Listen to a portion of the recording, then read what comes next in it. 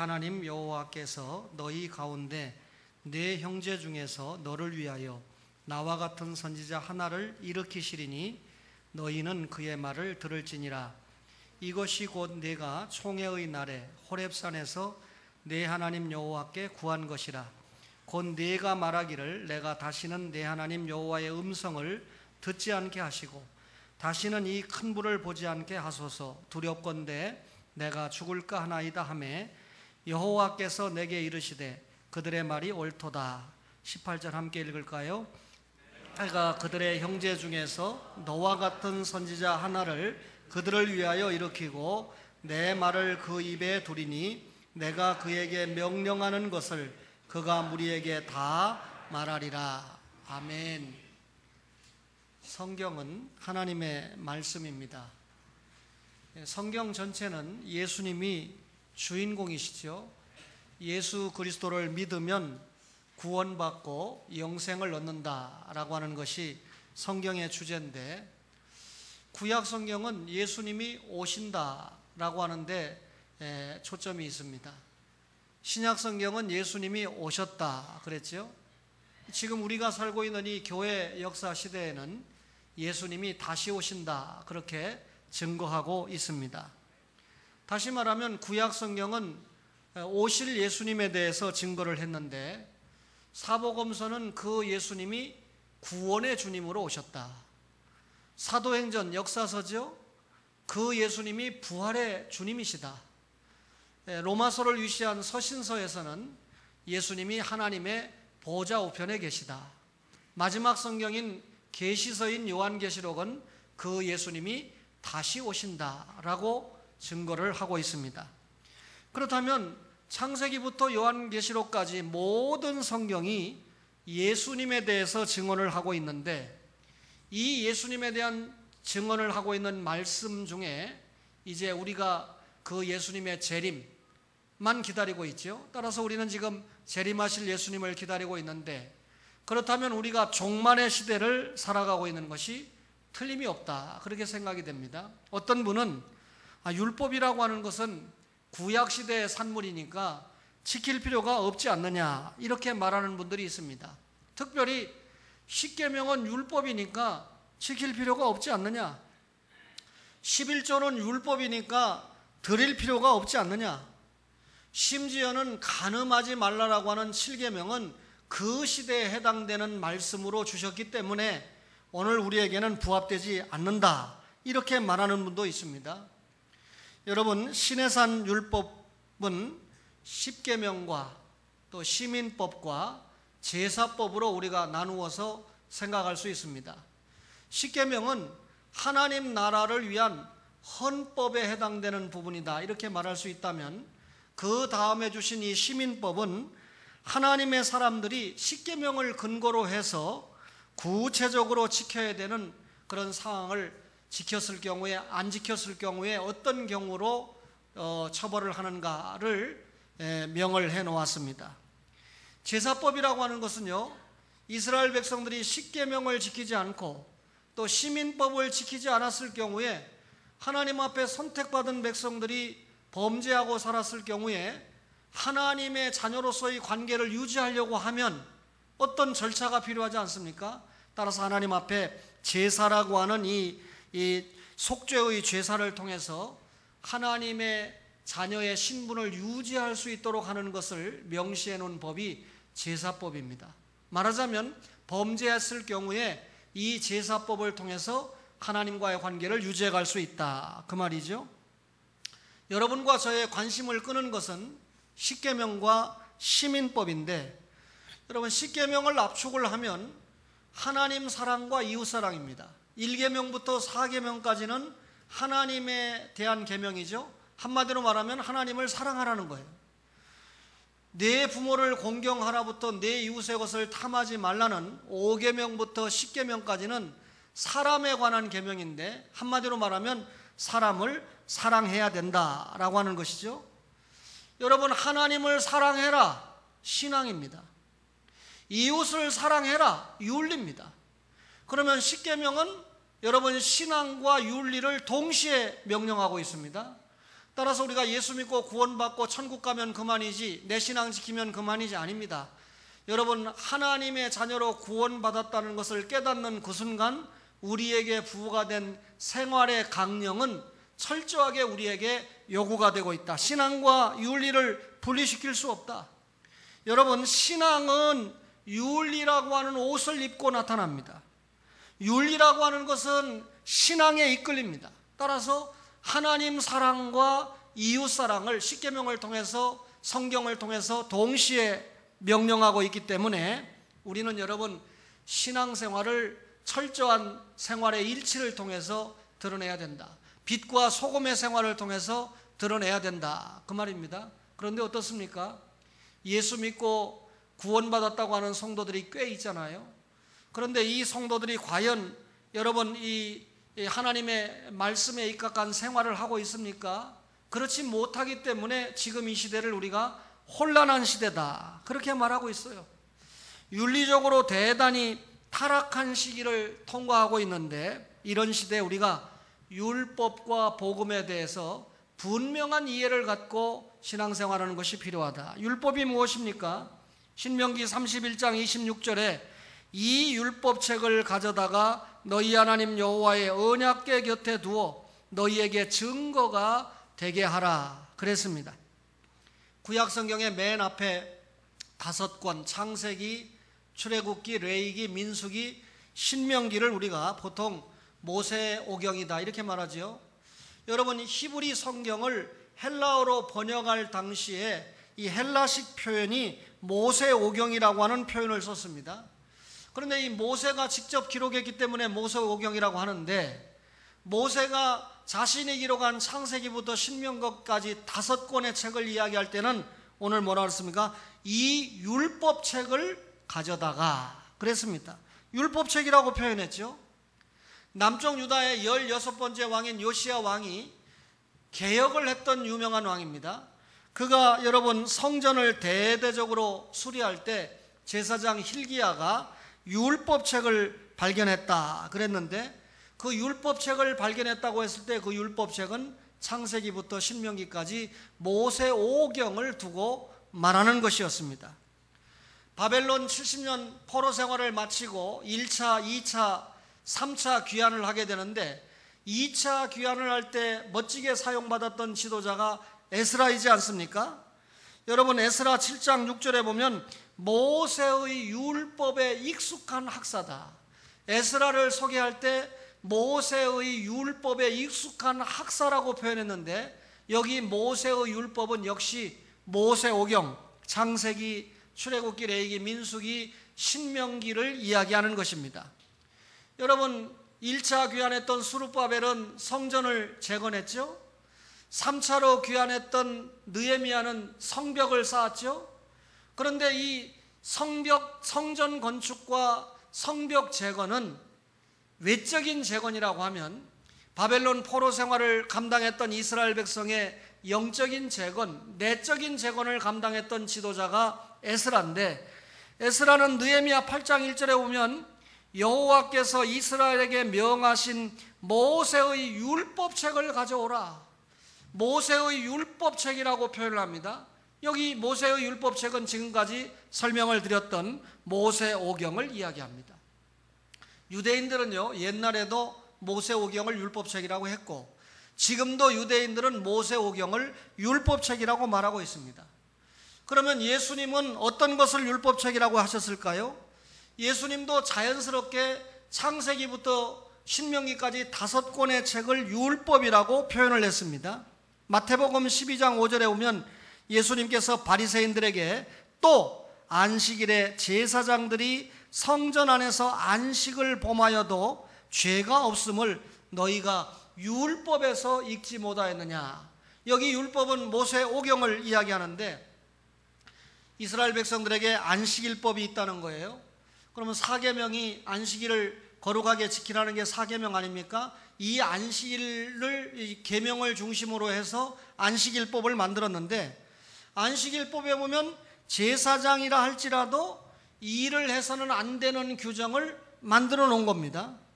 그런데 여러분, 실제로 유대인들이 제사장들이 안식일에 진설병을 대체합니다.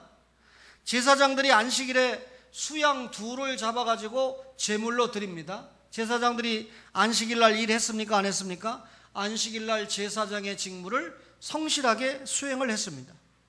여러분, 율법에 보면 성전에 관한 법이 있고 안식일에 관한 법이 있는데, 성전에 관한 법은 상위법입니다. 안식일에 관한 법은 하위법입니다. 그러면 여러분, 안식일에 일하지 말라라고 하는 법이 있는데도 불구하고 성전법의 상위법에 의해서 여러분 안식일을 범했거든요. 그러니까 상위법을 지키기 위해서 하위법을 어기는 것을 용인했다, 그 말이죠. 여러분, 예수님이 이 말씀을 왜 했냐면, 예수님의 제자들이 안식일에 밀 이삭을 훑어먹으니까 바리새인들이 따졌잖아요. 어떻게 당신의 제자들이 안식일날 밀 이삭을 저렇게 훑어먹고 있느냐. 예수님의 답변이, 제사장들이 안식일에 일하지 않았느냐? 지금 나의 제자들이 안식일에 나를 위해서, 주님의 대속의 사역과 복음 증거를 위해서 배고픔을 달래기 위해서 밀 이삭을 훑어먹었느니라. 여러분, 이 성전이 이야기하는 게 누굽니까? 예수님이죠. 구약의 제사가 이야기하는 게 누굽니까? 예수님이죠. 그 예수님이 지금 눈앞에 오셨는데, 그 예수님의 대속사역을 위해서 제자들이 안식일에 밀 이삭을 훑어먹은 것은 죄가 되지 않는다라고 하는 말씀으로 응수를 하신 것이죠. 어쨌든 여러분, 예수님도 모세오경이 율법이다, 그렇게 말씀을 했어요. 예수님이 율법사에게 뭐라고 그럽니까? 내 마음을 다하고 목숨을 다하고 뜻을 다하여 주 너희 하나님을 사랑해라 그랬는데요. 여러분, 여기 마음을 다해라, 이 말은 진정한 의지를 다 동원해라. 목숨을 다해라, 이 말은 적당히 하지 말고 생명을 걸고 해라. 뜻을 다해라, 이 말은 분명한 통찰력과 이해력을 가지고 하나님을 사랑해라. 그리고 또 이웃을 사랑해라 그랬죠. 그 마지막에 뭐라고 그랬습니까? 이 두 계명이 온 율법과 선지자의 계명이다. 그러면 하나님 사랑, 이웃 사랑이 율법이고, 하나님 사랑, 이웃 사랑이 선지자의 강령이다. 율법과 복음을 뗄래야 뗄 수 없다는 말이죠. 여러분, 그렇다면 이런 율법이 왜 필요합니까? 신명기 18장 15절에 내 하나님 여호와께서 너희 가운데 네 형제 중에서 너를 위하여 나와 같은 선지자 하나를 일으키시리니 너희는 그의 말을 들을지니라 그랬습니다. 여러분, 하나님께서 무슨 목적으로 율법을 주셨을까요? 여기 보니까 나와 같은 선지자 하나를 일으킨다, 이 말은요, 앞으로 하나님께서 선지자 제도를 두시겠다는 약속이죠. 그리고 모세 이후에도 계속해서 모세와 같은 선지자가 이스라엘의 12지파 가운데 일어난다, 그 말입니다. 선지자는 지파와 초월해서 여러분 계속해서 일어나고 사용을 받지 않았습니까? 유대교는요, 구원의 조건으로 하나님이 율법을 사람들에게 주셨다, 그렇게 가르칩니다. 그래서 유대교는 지금도 사람들이 율법을 지키느냐, 율법을 지키지 못하느냐에 따라서 구원을 받기도 하고 구원을 받지 못한다, 이렇게 가르칩니다. 이것을 우리가 율법주의다. 예수님이 율법주의와 싸웠죠. 베드로와 바울이 율법주의와 싸웠지. 어떻게 예수 믿어야 구원이지 율법을 지켜야 구원받느냐, 할례를 받아야 구원받느냐, 이거하고 싸운 거 아닙니까? 어떤 사람들은요, 구약시대 때는 신약시대와 구원받는 방법이 달랐다. 구약시대 때는 율법을 지키는 것으로 구원을 받았지만 신약시대 때는 예수님이 이 땅에 이미 오시고 십자가에 죽으셨다. 따라서 그 예수님을 믿으면 구원받는다. 따라서 구약시대는 율법시대고 신약시대는 은혜시대다. 여러분, 구약시대는 율법시대고 신약시대는 여러분 은혜시대라고 말하는 사람들을 우리가 신학적으로 세대주의다, 그렇게 얘기하죠. 세대주의는 이단입니다. 율법주의나 세대주의는 하나님의 말씀을 바로 깨닫지 못하는 잘못된 주장들을 하고 있는 것입니다. 여러분, 우리가 웨스트민스터 신앙고백서 7장 2절에 보면 하나님의 율법에 대해서 설명을 합니다. 말하자면 하나님께서 사람과 맺으신 첫 번 언약이 있는데 그게 아담 언약이죠. 근데 아담 언약은 행위 언약이지 않았습니까? 하나님이 말씀하셨는데 선악과 열매를 따먹으면 죽고 따먹지 않으면 영원히 산다라고 하는 그런 조항을 주셨잖아요. 누가 지켜야 됩니까? 아담이 지켜야 되는데 아담은 인류의 시조입니다. 따라서 아담이 성공하면 우리도 같이 성공하는 거고, 우리의 대표인 아담이 실패하면 우리도 함께 실패하는 것인데, 그만 아담이 이 사탄의 유혹을 받아서 여러분 자신의 자유의지를 잘못 사용함으로 말미암아 먹는 문제, 보는 문제, 욕심의 문제를 극복하지 못하고 불순종하고 죄를 끄덕거리지 않았습니까? 행위 언약에 실패했습니다. 누가 실패했습니까? 하나님이 실패한 것이 아니고 사람이 실패했습니다. 화란 개혁교회가 고백하는 도르트 신조 3장 1절에 보면 원래 인간은 하나님의 형상대로 지음을 받았다. 제가 여러분 웨스트민스터 신앙고백서라든지 도르트 신조를 얘기하니까 왜 갑자기 성경 말씀을 이야기하지 않고 저 신조 이야기를 하는가? 여러분이 우리가 믿고 있는 이 개혁주의 성향의 신조는요, 하나님의 말씀을 정확하게 깨달아서 우리가 쉽게 이해할 수 있도록 정리를 해놓은 것입니다. 따라서 성경은 아니지만 성경을 바르게 깨닫고 성경으로 인도하는 그런 교두부 역할을 감당하는데, 인간이 하나님의 형상대로 지음받았는데 원래 지음받았을 때는 무죄 상태로 지음을 받았기 때문에 참된 지식을 추구하고 영적인 일들에 대해서 추구가 있었다는 겁니다. 그러니까 인간의 의지가 굉장히 순결했고 성결했다는 것입니다. 그러나 사탄의 의지와 사탄의 유혹과 자유의지를 잘못 사용함으로 하나님을 거역하게 되고, 이러다 보니까 하나님께서 허락하신 특별한 은사를 빼앗기고 자력으로는 구원받을 수 없는 어두움에 빠져버리고 말았다. 그렇게 설명을 합니다. 여러분, 이제 인간이 타락했죠? 범죄했죠? 범죄한 인간이 자식을 낳으니까 타락한 조상에게서 타락한 후손들이 나오게 된 거죠. 아담 이후에 이 땅에 온 모든 사람 가운데 성령으로 잉태해서 이 땅에 오신 예수 그리스도 외에는 모두 다 아담이 가지고 있는 죄를 가지고 이 땅에 태어났다라고 도르트 신조는 설명을 하고 있습니다. 그러면 아담이 가지고 있는 모든 죄를 그 후손들이 가지고 태어났다라고 하는 말은 무슨 말입니까? 우리 스스로 구원받을 수 있는 역량이 전혀 없다. 선을 행할 수 있는 역량이 전혀 없다. 언제나 죄에 빠져서 죽을 수밖에 없는 인생들이었다. 말하자면 성령께서 중생해 주시는 은혜가 없이는 도무지 구원받을 수 없는 죄인이 되고 말았다. 이것을 우리가 완전 타락한 인간이다, 그렇게 말하잖아요.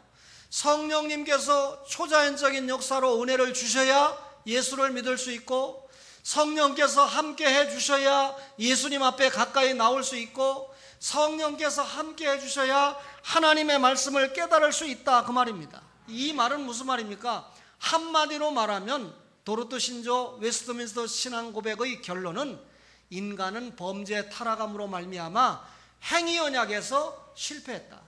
행위 언약을 통해서는 구원받을 수 없다. 그러니 성훈이가, 태명이가 구원받으려고 하면 하나님께서 어떻게 해야 됩니까? 반드시 여러분 은혜 언약을 선물로 주셔야 돼요. 또 여러분들이 목사님이 성훈이하고 태명이 이름만 부르니까 주영이는 안 부르고 저렇게, 주영이는 지금 예배 잘 드리고 있고 성훈이하고 태명이는 약간 서로를 쳐다보는 경향이 있어서 이 시간에는 나를 쳐다봐야지, 또 자기들의 두 귀를 전부 이 목사의 설교에 여러분 귀를 기울여야 되죠. 여러분, 이렇게 목사가 얘기해도 시험 들지 않으니까 여러분 장차 교회의 기둥이 될 줄로 믿습니다. 여러분, 어디까지 했어요? 행위 언약에 실패했어요. 그러니 하나님이 이런 실패한 인간을 위해서 새로운 언약을 주셨는데 그것이 은혜 언약 아닙니까? 창세기 3장 15절에 보면 여자의 후손을 약속했죠. 여러분, 뱀이 여러분 여자의 후손의 발꿈치를 상하게 한다는 말은 예수님께서 십자가에 돌아가심으로 말미암아 여러분과 저가 구원받는다라고 하는 사실을 알려주신 거 아닙니까? 근데 여러분, 어떤 성경을 봐도 우리 스스로 예수님을 믿는 것이 아니라 예수를 믿게 되는 것은 성령님의 은혜다, 성령님의 선물이다, 그 말이죠. 따라서 여러분, 이번 기회에 하길의 어머니가 예수를 믿고 성도가 된다고 그러면 인천에 올라오게 한 것도, 딸의 집에 머물게 된 것도, 교회 출입하게 된 것도, 여러분들이 사랑하게 된 것도, 주님 앞에 가까이 가게 되는 것도 알고 보면 다 성령님의 역사에 의해서 진행되는 건데, 저는 이번 기회에 오신다고 그러니까 이것이 성령님의 뜻이다라고 딱 느끼고 여러분 전투태세를 확립하고 있는데, 박미정 집사님과 여러분들은 어떤 마음을 가지고 계십니까? 그죠? 다음 주간부터 78세 되는 하길의 성도님이 오시면 윤순여 집사님 무조건 안아줘야 돼요.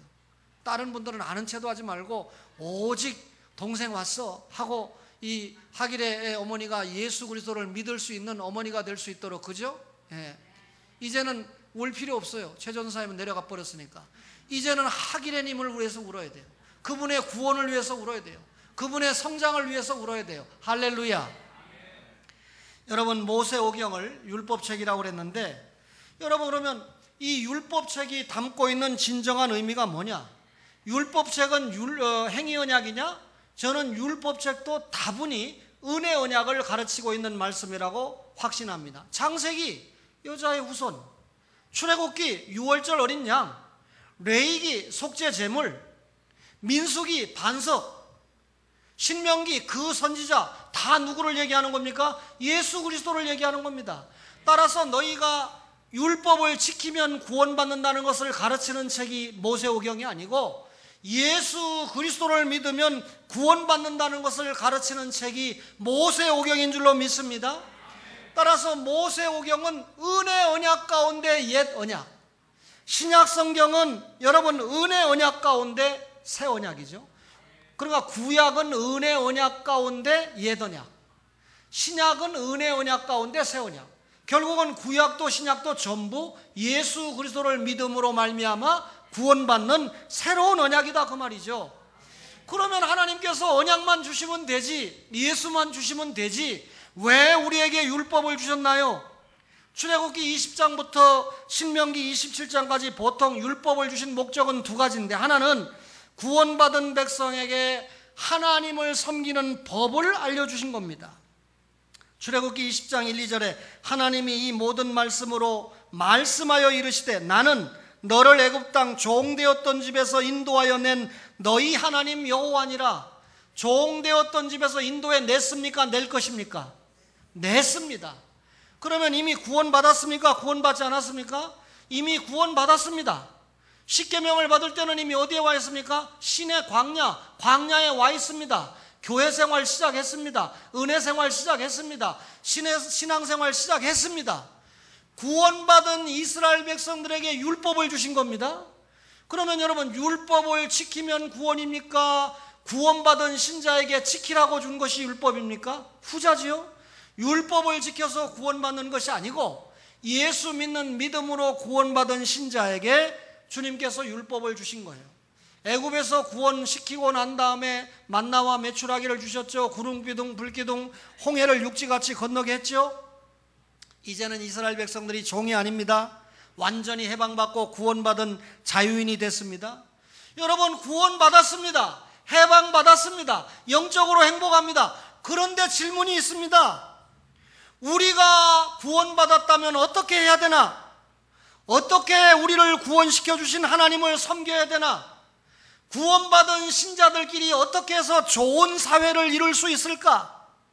어떻게 이웃과 좋은 관계를 유지하면서 살아갈 수 있을까? 하나님이 가나안 땅을 향해서 가도록 우리를 애굽에서 나오게 했는데 앞으로 가나안 땅에 들어가면 어떤 일이 일어날 것인가? 질문투성입니다. 하나님께서 이런 질문에 답하시기 위해서 모세를 시내산에 불러서 십계명을 위시한 율법을 주신 것입니다. 그렇다면 율법을 주신 목적은 분명합니다. 구원받은 백성에게 하나님을 섬기는 법을 알려주신 겁니다. 구원받은 신자가 어떻게 하나님을 섬겨야 될까? 그래서 하나님 잘 섬기라고 회막에 관한 법을 주셨죠. 제사장들에 관한 법을 주셨죠. 또 여러분 제사를 드리는 방법을 알려주셨죠? 하나님을 잘 섬기라고 다른 백성들과 구별된 삶을 살라고 정결법을 주시지 않았습니까?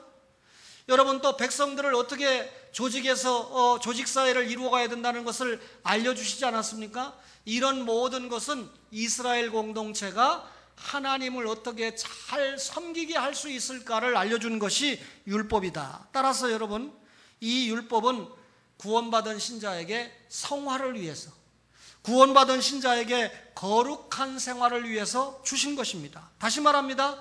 구원받은 백성이라면 반드시 율법을 지켜야 될까요? 지키지 않아야 될까요? 지켜야 됩니다.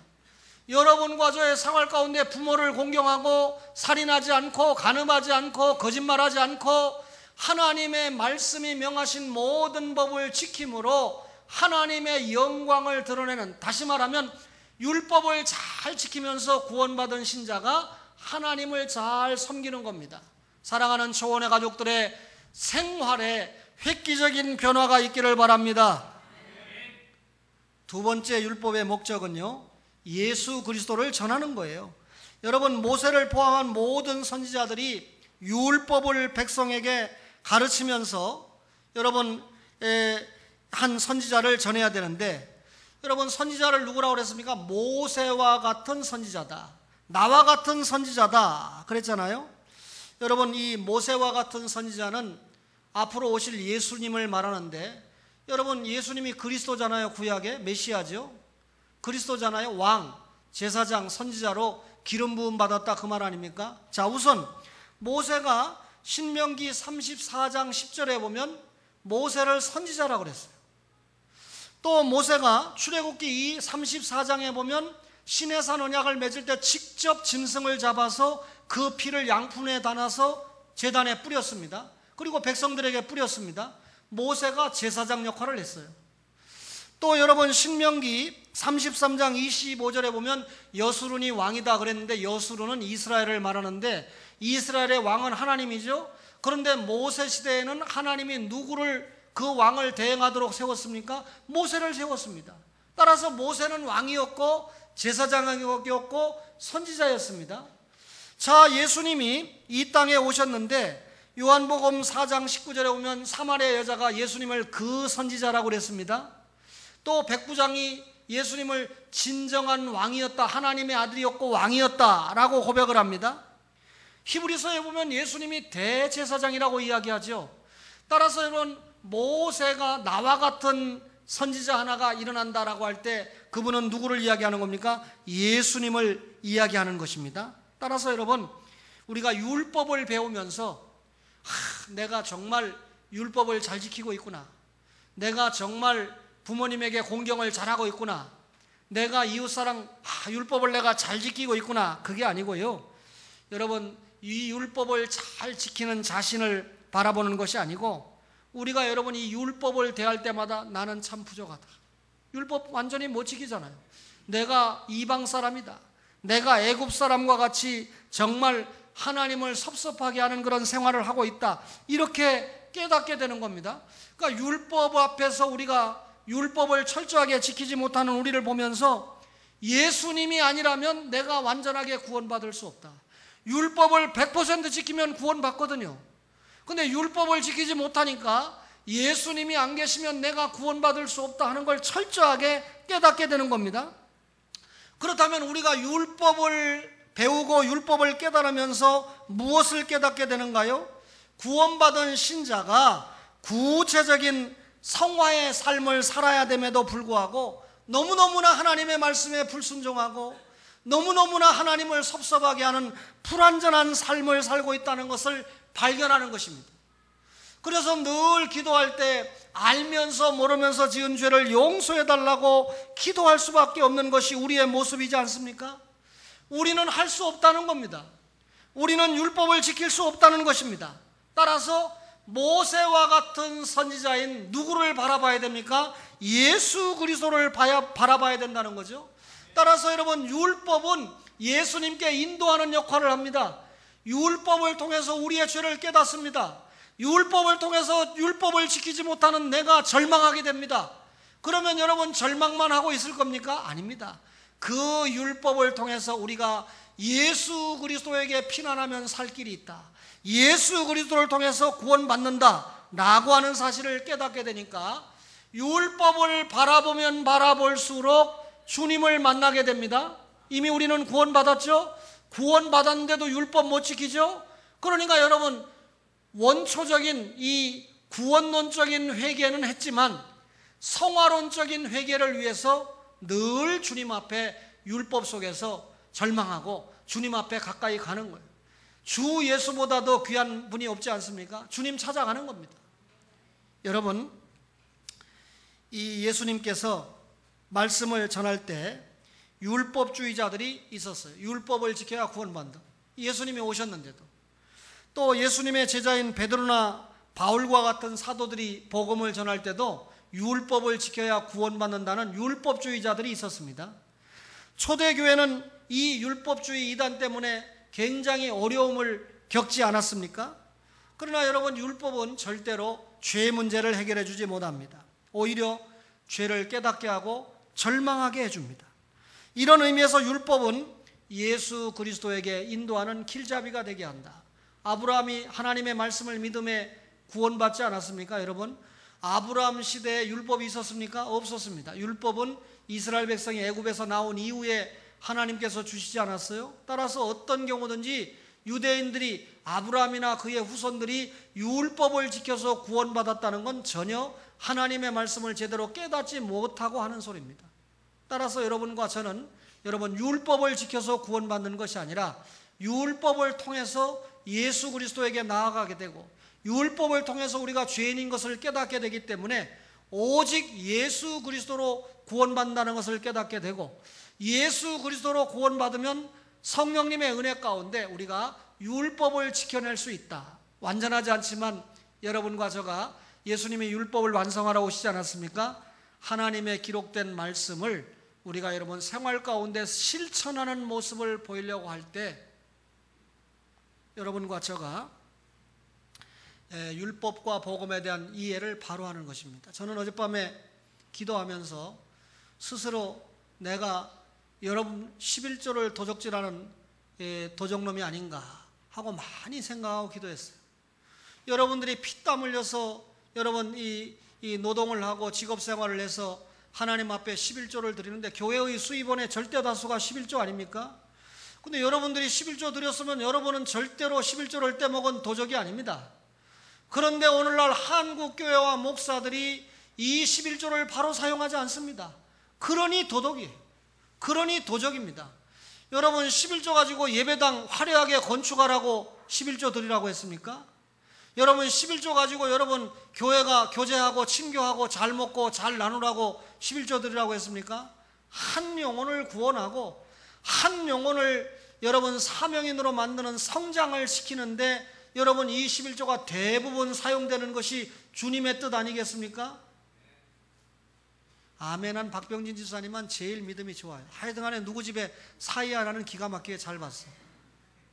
사랑하는 초원의 가족 여러분, 오늘 율법과 복음에 관한 말씀을 잘 깨닫고 여러분 우리가 하나님의 말씀 안에서 구원받은 거 감사하고 하나님의 말씀을 우리의 생활 가운데 잘 지켜서 하나님을 마음껏 기쁘게 하는 초원의 가족들 되시기를 주의 이름으로 축원합니다.